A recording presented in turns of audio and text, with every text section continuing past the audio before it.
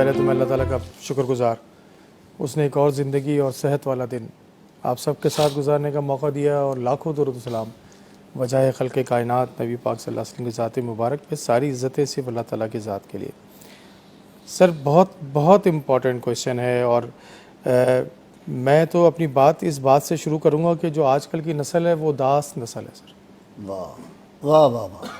اور مجھے تو اپنے چاروں طرف جو لوگ نظر آتے ہیں وہ اداس نظر آتے ہیں ان کے چہروں پہ۔ میں جب امریکہ میں ایک دو دفعہ جب میں رہتا رہا اور وزٹ بھی میں نے کیا، تو میں وہاں دیکھتا تھا کہ لوگوں کے چہرے جو ہیں نا، وہ خاص طور پہ ہمارے ملک کے جو لوگ ہیں یا مائیگریٹر ہیں، ان کے چہرے پہ اداسی نظر آتی تھی۔ تو میں یہ سوچتا تھا کہ یہ کیونکہ مائیگریٹر ہیں تو ان کے چہروں پہ خوشیاں نہیں ہیں تو وہ اداس، لیکن اب ہمارے اپنے اس ملک کے اندر بھی جو ہے وہ اداسی کافی زیادہ نظر آتی ہے، بلکہ پوری نسل مجھے اداس نظر آتی ہے۔ اس کی دو وجوہات مجھے، ایک تو یہ مادی دنیا اور اس طرح سے مقابلے کی دوڑ، ایک تو یہ مسائل ہیں، دوسرا وہ سکون قلب حاصل نہیں ہے جس پہ آج کا موضوع ہے ہمارا۔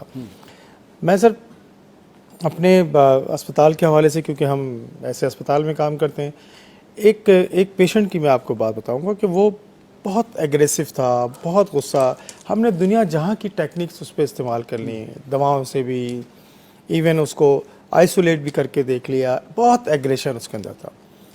تو ہماری ایک تھیراپسٹ تھی، اس نے جو ہے نا اس کے ساتھ کاؤنسلنگ سیشن اس گروپ تھیراپی میں کہا کہ آپ سب لوگ یہ کہیں اور بار بار یہ ٹیکنیک استعمال کریں کہ اللہ تعالیٰ تم سے محبت کرتا ہے، اللہ تعالیٰ تم سے محبت کرتا ہے۔ اس کا ورد شروع کر دیا۔ اچھا۔ اور وہ آپ کو 45 منٹس کا ہمارا گروپ ہوتا ہے، اس میں ایک یو شیپ میں لوگ بیٹھتے ہیں اور وہ بار بار وہ ریپیٹ کرنا۔ اچھا، وہ یہ کہتی ہے مجھے آگے کہ میں نے سر یہ دیکھا کہ کچھ دنوں کے بعد جو اس کا اتنا ایگریشن تھا، جو انجیکشنز لگانے سے، آئسولیٹ کرنے سے بھی جو ہے وہ اس کو سکون نہیں حاصل ہوتا تھا، تو وہ مسکرانے لگا ہے۔ تو ایک دن جو ہے نا اس نے بلا کے اس سے پوچھا کہ آپ جو ہیں وہ اتنے پریشان رہتے تھے، تو آپ جو ہیں وہ اب اس طرح کی پرسکون کیسے نظر آ رہے ہیں، مسکرا کہہ لیں گے جب سے آپ نے مجھے یہ ٹیکنیک سکھائی تو میں ہر وقت یہ کہنے لگا کہ اللہ تعالیٰ مجھ سے محبت کرتا ہے۔ جب میں یہ کہتا ہوں تو مجھے بہت سکون حاصل ہوتا ہے اور مجھے بڑا اچھا لگتا ہے۔ جب میں کہتا ہوں میرے چہرے پہ سکون آتا ہے، خوشی آتی ہے، اور میں رات کو بھی یہی پڑھ کے سوتا ہوں کہ اللہ مجھ سے محبت کرتا ہے۔ دیکھیں کہ چھوٹی سی بات ہے۔ اچھا، اس کو میں کو ریلیٹ کروں گا کہ میرے ایک بزرگ تھے، اور بقول ان کے دو ہی مرید تھے، ایک میں ہوں اور ایک انگلینڈ میں کوئی ڈاکٹر ہے، اور وہ چیف انجینئر وابڈا تھے، میرے عزیزوں میں تھے بھی۔ ان کی ایک سنت رسول پہ عمل کرتے تھے۔ ریٹائرمنٹ کے بعد انہوں نے سر ایک کچا کمرہ بنایا تھا، اور 90 سال کی عمر تک زندہ رہے، یعنی 30 ایئرز تک اس کچے کمرے میں رہتے تھے، جبکہ وہ چیف انجینئر وابڈا، ان کی پوزیشن یہ، اور اتنے وہ اسمارٹ تھے کہ وہ گاڑی چلا کے بھی اپنے انتقال سے کچھ دن پہلے تک اکیلے گاڑی چلا کے جاتے تھے، نماز 5 وقت مسجد پڑھ کے آتے تھے، ہر چیز ڈائری میں لکھتے تھے۔ تو وہ جتنی دفعہ اللہ کا ورد کرتے تھے نا، تو وہ مجھے خاص طور پہ بلاتے تھے اور سینے سے لگاتے تھے۔ اچھا، مجھے کچھ زیادہ سمجھ بھی نہیں آتا تھا، لیکن کہتے تھے دل بولتا ہے، دل، تو وہ کہتے ہیں یہ ورد کیا کرو اللہ کے ناموں کا۔ تو وہ مجھے اب سمجھ میں آتا ہے کہ وہ جو سکون ان کے چہرے سے، ان کی زندگی میں، وہ اللہ کے ورد سے تھا۔ ڈاکٹر صاحب، مائی فادر، میرے والد محترم حضرت میاں جی رحمۃ اللہ علیہ، 117 سال ان کی عمر ہوئی، ماشاء 117، اور آخری سال وہ حضرت کمزور ہوئے، لیکن ساری زندگی انہوں نے اتنے زبردست صحت مند تھے۔ اور جب میرے بچوں نے، ایک گاڑی تھی پہلے، یہ اپنے پاؤں پہ کھڑے ہوئے، انہوں نے دوسری گاڑی جب لی، وہ کہتے ہیں دوسری گاڑی کی ضرورت کیا ہے؟ انہیں بتایا کہ جی ضرورت ہوتی ہے، مختلف جگہوں پہ جانا ہوتا ہے تو اس طرح ضرورت۔ وہ کہتے ہیں نہیں یار، یہ دنیا کے چکر میں نہ پڑو، چھوڑو ادھر مادیت کی طرف، وہ اللہ کا رسول کا ذکر۔ ہر وقت وہ تلاوت قرآن حکیم کرتے تھے، حافظ قرآن تھے، اور ڈاکٹروں کے پاس جب جاتے تھے وہ حیران ہو جاتے تھے کہ اتنی عمر اور یہ دیسی پراٹھا کھاتے ہیں اور دودھ جو ہے ملائی والا پیتے تھے۔ اب ساری میڈیکل تو وہاں فیل ہو جاتی ہے۔ بالکل، وہ تہجد والی بات جو ہمیشہ بتاتے ہیں کہ اتنے کلومیٹر پیدل چل کے جانا، اور 100 میل پیدل چلنا، اور کرفیو میں جو ہے وہ چلنا، اور اس میں اس وقت بھی کوئی ریچولز انہوں نے چھوڑے نہیں۔ تو یہ وہ رشتہ ہے۔ اچھا سر، ایک اسی طرح سے ایک ہمارے پاس پیشنٹ تھا کوئٹہ سے، انصاری صاحب ان کو ہم کہتے تھے، اور بالکل اداس رہتے تھے، تو ہم نے نا سورہ رحمان کی تلاوت، آپ نے پروگرام بھی کیے ہیں اس پہ کافی، سورہ رحمان کا ایک کچھ شروع کر دیا ہے کہ روزانہ اپنی اسمبلی سے تلاوت پہلے سنا کریں۔ ہم سورہ رحمان اور وارڈ میں لگائیں، تو وہ اچھا چائے وائے سب ہم نے ان کو کام پہ تھوڑا لگایا ہوا تھا، بہت اچھی فیملی کے بندے تھے، تو وہ بڑے سوفیسٹیکیٹڈ لیکن اداس چہرہ، بالکل اداس چہرہ. تو جب ایک وقت آیا کہ وہ کافی بہتر نظر آنے لگے، تو میں نے ایک دن ایسی چائے جب لے کے آیا تو میں نے کہا انصاری صاحب آپ تو ماشاءاللہ بڑے خوش نظر آ رہے ہیں. تو کہہ رہے تھے کہ میرے اندر جو الجھنیں تھیں نا وہ سلجھ گئی ہیں. میں نے کہا یار وہ کون سی الجھنیں تھیں، ہم تو آپ کو پتہ ہے کہ اس طرح کے. اس نے کہا میں آج تک یہ سمجھتا تھا کہ میرے گھر والوں اور میرے ساتھ زیادتی کی ہے، اور لیکن جب میں نے یہ سورہ رحمان مسلسل سنتا رہتا ہوں تو مجھے وہ سکون ملتا ہے اور ان کی اچھی باتیں مجھے یاد آنے لگتی ہیں. اب آپ دیکھیں سائیکیٹری کا ہاسپٹل عام لوگوں کی بات نہیں کر رہا میں، سو کالڈ پاگل لوگ، سو کالڈ جن کو اکیلا چھوڑ دیا گیا ہے، حتیٰ کہ اتنے پاگل کہ ان کو گھر لے جانے کوئی تیار نہیں، وہ یہ کہہ رہا ہے کہ جو الجھنیں تھیں وہ سلجھ گئی ہیں اس ورد کو سننے کے لیے.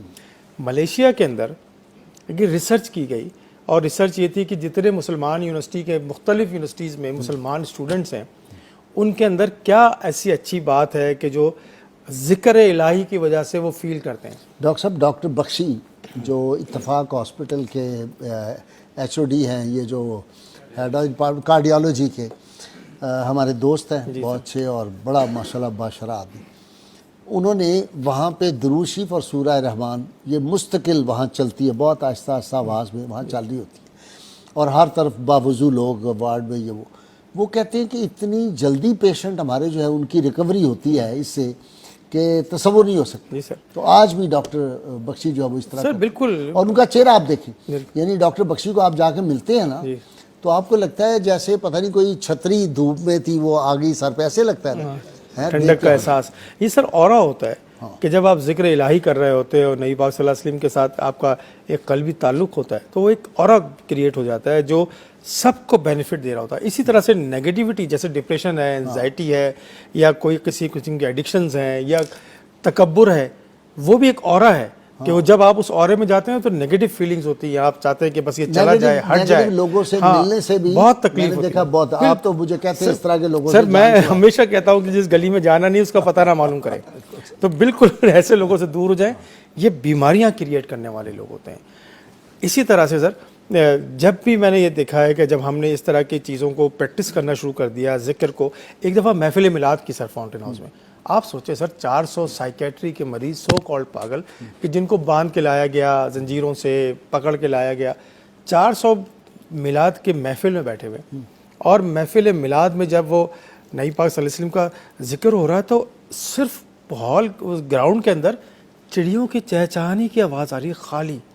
400 سائیکیٹری کا مریض جس کو بٹھانا مشکل ہوتا ہے، کبھی کھڑا ہو رہا ہے، کبھی اٹھ رہا ہے، کبھی جا رہا ہے، کبھی کپڑے آگے پیچھے، کبھی پیشاب کرنے جا رہا ہے. جب بات تھوڑی دیر بات کرے نا کہ سر پیشاب کرنے جا رہا ہوں، اور کبھی کھڑا ہو جائے گا، کبھی بیٹھ جائے گا، اس کو کچھ نظر آ رہا ہے ایسے اشارے کرے گا.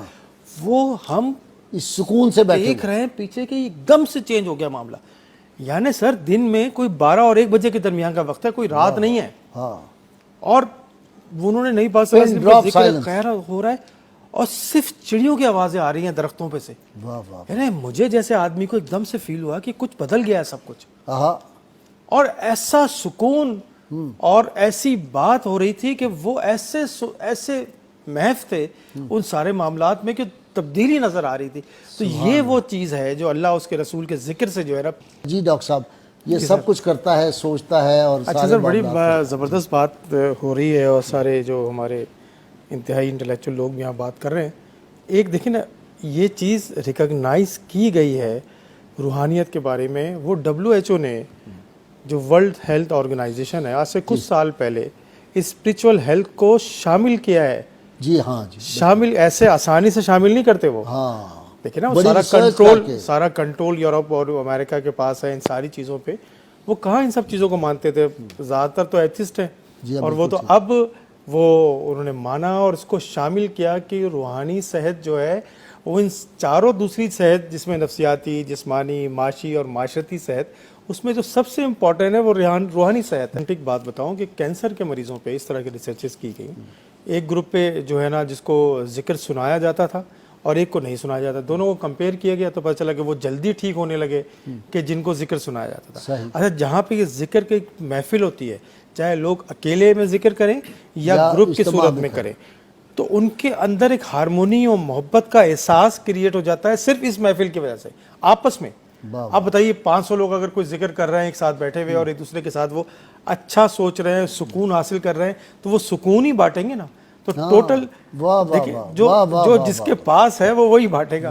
اگر کسی کے پاس سکون ہے اور خوشی ہے اور پیار ہے تو وہی بانٹے گا. کیسے آپ کے پاس 200 روپے ہو, میں 500 مانگ لوں تو آپ کیسے دے سکتے ہیں؟ آپ 200 ہی دے سکتے ہیں. تو جس کے پاس جو ہے, تو یہ ذکر جو ہے نا یہ ہر دور میں جب ذکر کر رہے ہوتے ہیں تو وہی آپ کے ایسی شعائیں نکلی ہوتی ہیں, وہ ریزز جس کو کہتے ہیں, وہ امٹ کر رہا ہوتا ہے سر. وہی ہارمونز ہیں. دیکھیں نا ابھی پروفیسر صاحب نے بات کی, وہی ہارمون ہیں جو آپ کو کہیں اچھا فیل کراتے ہیں, کہیں آپ کی درد ختم کرتے ہیں, کہیں آپ کو جو ہے نا وہ جھرنوں جیسی فیلنگ لے کے آتے ہیں, خوشی کا احساس, ٹھنڈی ہوا, چڑیوں کی چہچہانے کی آوازیں. یہ کر کے دیکھیں. مارٹن لنکس تھے نا, ان کے جو شیخ تھے وہ شیخ احمد العلوی تھے.